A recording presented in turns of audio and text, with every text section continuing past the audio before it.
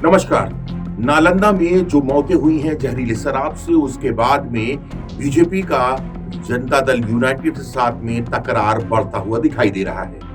आम तौर पर जो देखा जाए कि जो जनता दल यूनाइटेड के नेता हैं और बीजेपी के नेता हैं, जो उनकी जुबानी जंग हो रही है, उससे एक तकरार की स्थितियां दिखाई देने लगी हैं। उस पर एक बयान जो प्रदेश के अध्यक्ष हैं बीजेपी के संजय जायसवाल, उनका आया, तो इससे इस पूरे मामले की गंभीरता को आसानी से समझा जा सकता है। उनका सीधे सीधे कहना था कि एक तरफा अब नहीं चलेगा, यानी कि बड़ा ये एक संदेश है नीतीश कुमार के लिए भी कि ये किसकी ओर इशारा किया जा रहा है।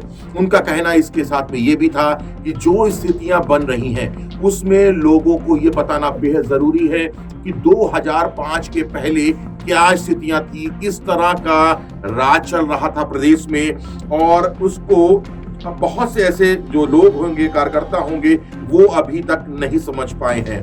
एक पूरी पीढ़ी, उनका कहना है कि एक पूरी पीढ़ी जो 2005 के बाद मतदाता बनी है, वह उन स्थितियों को नहीं जानती और बिना समझे ही यह रावण का षड्यंत्र है, स्वर्ण मग पर आकर्षित हो रही है। यथार्थ बताना हम सभी का दायित्व है और कर्तव्य भी है। तो कहीं ना कहीं इससे एक टारगेट जरूर हो रहा है। जो एनडीए के जो दल हैं आपस में, वो भिड़ते दिखाई दे रहे हैं। इसके पीछे की कहानी को एक बार और ये भी समझा जा सकता है कि जिस तरह से नीतीश कुमार जो जाति जनगणना की बात कर रहे हैं और इसमें विशेष राज का दर्जे की बात कर रहे हैं बिहार के, उसमें भी कहीं ना कहीं ये पेंच पड़ता दिखाई दे रहा है कि यदि राजनीति उस तरफ चलती है तो बीजेपी भी अपने दम पर खड़ी होने की तैयारी करती हुई दिखाई दे रही है।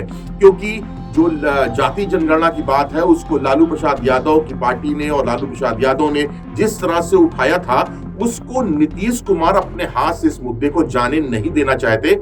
इसलिए वो लगातार जो केंद्रीय नेतृत्व है बीजेपी का, उस पर, और जो एनडीए है उस पर भी दबाव बनाए हुए थे कि जातीय जनगणना की स्थितियों को साफ किया जाए और जो उनका पक्ष है वो पूरी तरह से रखा जाए।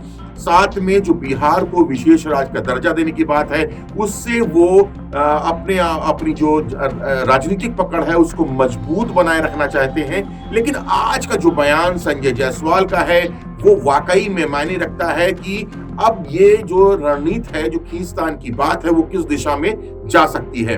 उनका ये भी संदेश इसको समझा जा सकता है कि जो आपसी लड़ाइयां हैं उसको खत्म करके एक दिशा में चला जाए, ताकि जो स्थितियां 2005 यानी कि लालू प्रसाद के जो कार्यकाल में थी, उसको दोहराया ना जा सके, वही स्थितियां फिर से ना आ जाए। इस पर भी सचेत रहने की बात उन्होंने अपने एक जो फेसबुक अकाउंट है उसके के माध्यम से लोगों तक पहुंचाने की बात कही है।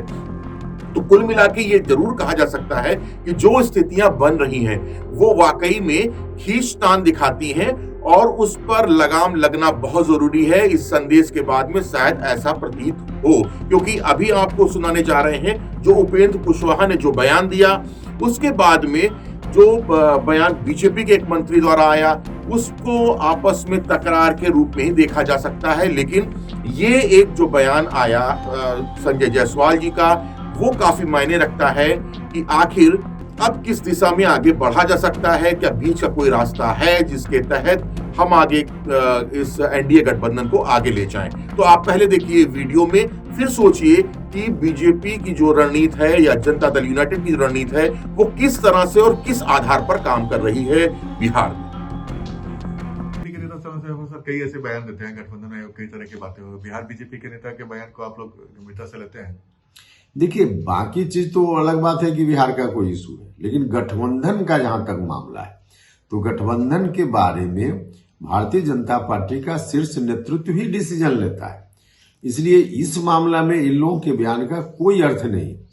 हमारी पार्टी के नेता नीतीश कुमार जी और भारतीय जनता पार्टी के शीर्ष नेतृत्व के लोग जो दिल्ली में बैठे हुए हैं, उनके बीच बातचीत के आधार पर गठबंधन है। तो इसलिए इनकी बात का इस गठबंधन के इशू पर कोई मतलब नहीं।